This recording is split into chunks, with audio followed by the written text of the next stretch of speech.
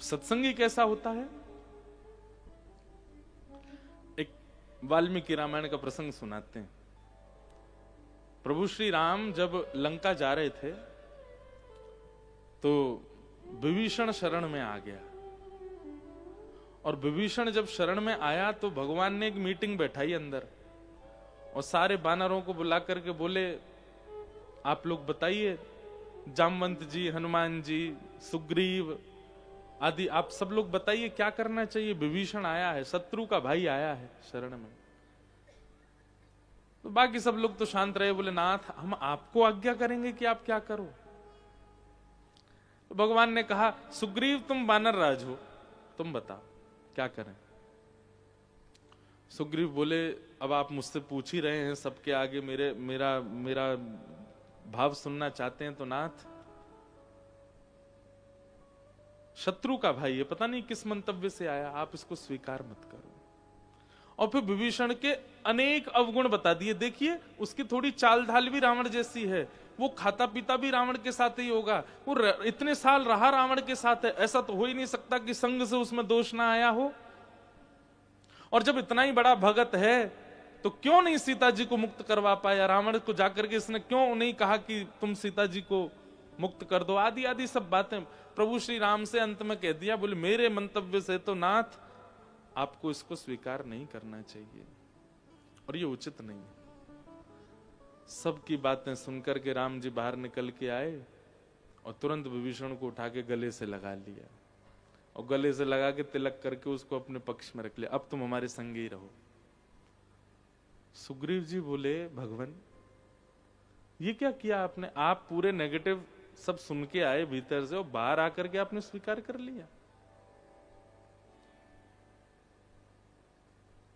सुग्रीव ने एक बात और कह दी, बोले कि नाथ जब आपको करनी अपने मन की है तो फिर मैं चला जाता हूं यहां से। या तो आप मुझसे पूछते नहीं, और मुझसे पूछा था तो मेरी बात का मान तो रखते। राम जी बोले, तुम हमको सिखाओगे? अरे हमने पूछा तो जामवंत जी से भी था, हनुमान जी से भी था, सबसे पूछ रहे थे, सबका परखना चाह रहे थे चित्त में कैसी भावनाएं हैं। रही बात रावण को मारने की, तुमको लगता तुम्हारी सेना के बिना हम नहीं मार पाएंगे?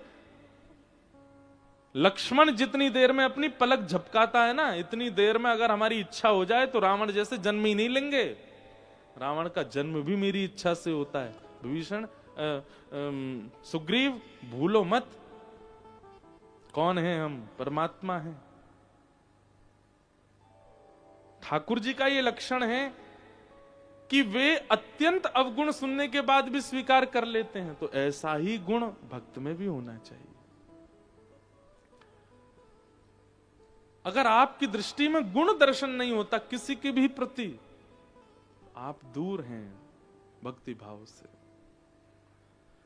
तो सत्संग क्या करेगा? सबसे पहले आपकी दृष्टि को परिवर्तित करेगा। अच्छा, एक तो ये हो गया कि आपको गुण दिखने लग जाएगा, सब में आपको अच्छाइयां दिखने लगेंगी। दूसरी चीज क्या होगी? किसका संग करना चाहिए और किसका संग नहीं करना चाहिए, यह वैसे तो यहां सब मन वाले ही बैठे हैं, फिर भी बेमनसी करके देख लीजिए। 1 महीना पूर्ण होते ही आप अगले दिन देखेंगे आपकी दृष्टि में परिवर्तन होगा, लोगों को देखने का नजरिया बदल जाएगा आपका। दूसरी बात, श्रवण। दूसरा परिवर्तन होगा कानों में। अभी स्थिति कैसी है? किसी के घर की बात चल रही है, 4 लोग कर रहे हैं, और यहां पे हम गोलगप्पा खा रहे हैं, और गोलगप्पा खाते खाते भी हो जा रहे। यह है संसारी स्थिति। पर वैष्णव की स्थिति कैसी होती है? उसी की ही चर्चा हो रही है, उसी के बारे में ही कह रहे हैं 4 बात। अरे ये तो ऐसा है, ऐसा।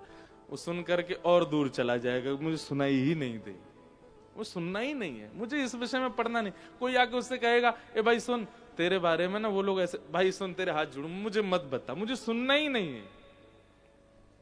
ये तो मैंने खुद में अब अनुभव किया, इसलिए मैं बता रहा हूं। हम कथा कह के जाते हैं, ऐसा नहीं है कि सबको अच्छी लगती है, कईयों को बहुत बुरी भी लगती है। ये ऐसा क्यों बोल जाते हैं? तो लोग बाग फिर फोन करते हैं, घर के लोग हों या मित्र लोग हों, बोले भाई आज तुम कथा में ऐसे ऐसे कह रहे थे। कोई व्यक्ति, मैं सुन भाई मैं व्यस्त हूं, बाद में बात करता हूं, काट दूं, मुझे सुनना ही नहीं है। सत्संगी व्यक्ति का ये नियम हो जाता है, ना तो वो अपने अपवाद की बातें, ना किसी और की अपवाद की। किसी की अच्छाई चल रही है, किसी की बुराई चल रही है, उसको इन सब चीजों से पता नहीं क्यों घृणा होती है, वो दूर रहेगा। बोला भाई मेरे सामने बैठो, मेरे पास बैठो, या तो कोई अच्छी चर्चा कर लो या कोई भगवत चर्चा कर लो, इसके अलावा किसी की निंदा, किसी की स्तुति मुझे सुनने में कोई रुचि नहीं। ऐसी होगी तो कानों में परिवर्तन होगा, और तीसरा परिवर्तन होगा वाणी में। लिख लीजिएगा, सत्संगी बहुत कम बोलेगा, बहुजल्पिक नहीं होगा, और ना ज्यादा बोलने की उसकी इच्छा होगी। मुझे मत घूरिएगा कि आप तो बोले ही रहे हो इतनी देर से, ये बोलना नहीं है।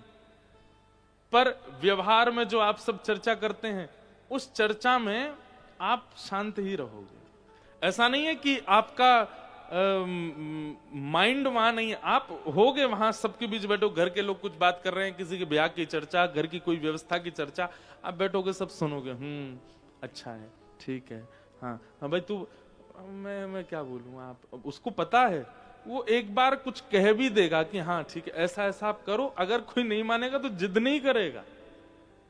संसार के लोग कैसे होते हैं, हाँ भाई देखो तुमको ना ऐसे ऐसे करना चाहिए, अगर वो व्यक्ति नहीं करे तो पूरे उत्सव में मुंह फुलाए डोलेंगे, हमने तो कही थी यूं करो, हमने तो 4 बार बोली थी इनसे यूं करो, मानी नहीं हमारी बात, और जो मानता नहीं बात उसका क्या शुभचिंतक बनना, ऐसी ऐसी बातें कर कर चला जाएगा। भाई संसार में यदि सबसे अद्भुत कोई वस्तु है ना तो वह सत्संग। हमने तो अनुभव किया कि मानव का शुद्ध निर्माण, ह्यूमन बीइंग कैसा होना चाहिए, वो सत्संग ही उसका निर्माण करता है। जैसे स्कूल की पढ़ाई हो, कॉलेज की, यूनिवर्सिटी की जो एजुकेशंस होती हैं वो आपका निर्माण करती हैं, इंजीनियर के रूप में, डॉक्टर के रूप में, चार्टर्ड अकाउंटेंट के रूप में, लॉयर के रूप में। ऐसी सत्संग आपका निर्माण करता है मानव के रूप में। एक मानव को कैसा होना चाहिए वो सत्संग बनाता है। केवल भगवत प्राप्ति ही प्रथम गुण नहीं है सत्संग का। मानव तो पूतना रोज मिलती है सबको, लेकिन उस पूतना को परखने के लिए सत्संग होना चाहिए जीवन में। आप समझ जाओगे कौन कितना कैसा क्या है।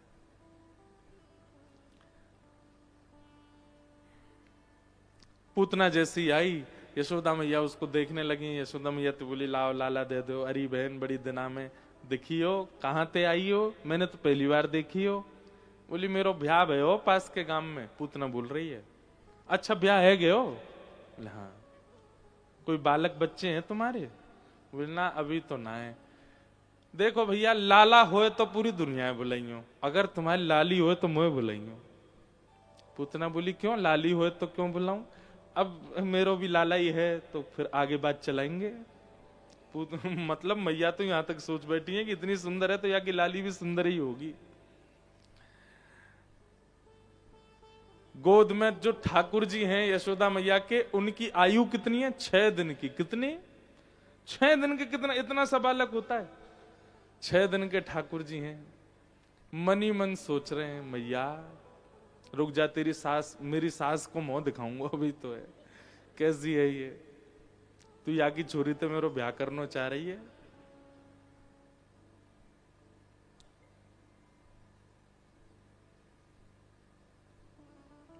पूतना ने ठाकुर जी को गोद में लिया। यशोदा मैया किसी कारण से चली गई। इतना विश्वास हो गया कि भाई इतनी सुंदर है, इतने बढ़िया वस्त्र है तो अच्छी होगी। ठाकुर जी एक संकेत कर रहे हैं यहां पर, ध्यान दीजिएगा। यशोदा मैया हम सब सेवा करने वाले जितने भी यहां बैठे जो सेवा करते हैं ठाकुर जी की, हम सबकी अग्रगण्या हैं यशोदा मैया। यशोदा मैया जब पूतना पर मोहित हो सकती हैं तो हम भी हो सकते हैं, ये इस बात का संकेत है। इसलिए बहुत सावधानी रखनी है पूतनाओं से।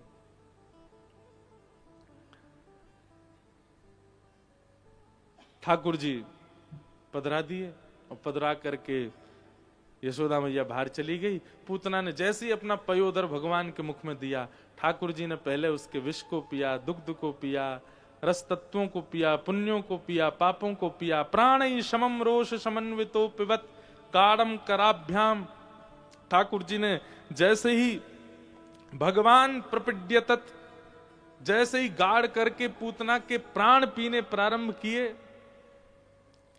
धीमे धीमे पूतना को पसीना आने लगा, घबराहट सी होने लगी। इतनी देर हो गई, ये बालक मरता क्यों नहीं है? ठाकुर जी को खूब उसने पकड़ करके दूर, सा मुंच मुंचाल मत प्रभाषणी, ठाकुर जी को दूर फेंकने लगी। लेकिन ठाकुर जी ने तो ऐसे कस के पकड़ा है पूतना को कि नहीं, अब तो ठिकाने लगा के छोड़ेंगे हम।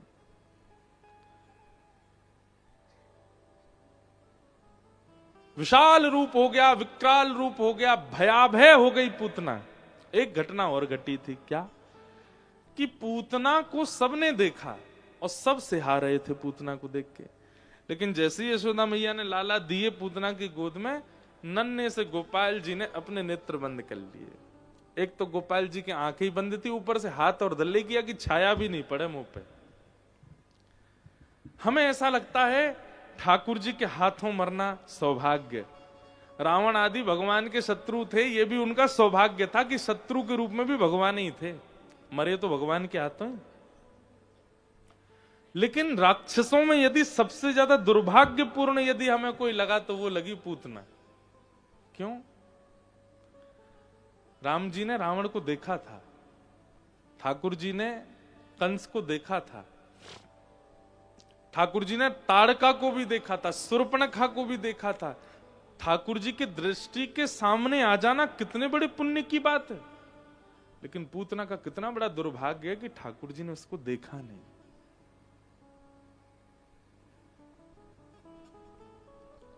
इसलिए आप समझ रहे हैं बात को। राक्षस मतलब काम की पराकाष्ठा, क्रोध की पराकाष्ठा, ईर्ष्या की पराकाष्ठा जिनमें है उनको राक्षस कहते हैं।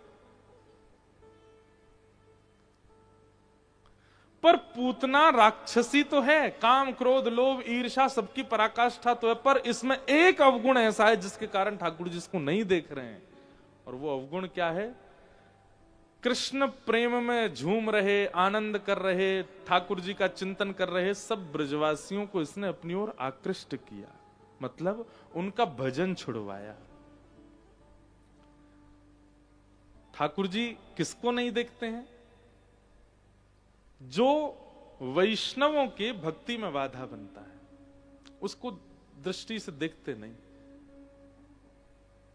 और दूसरा, जो अपनी वास्तविकता में नहीं रहता है ठाकुर जी उसको नहीं देखते हैं। जो रूप बदल करके रहे उसको देखते नहीं।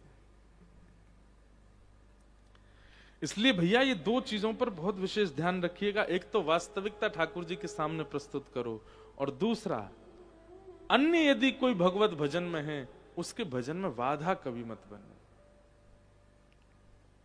नहीं तो ठाकुर जी आपको देखेंगे नहीं।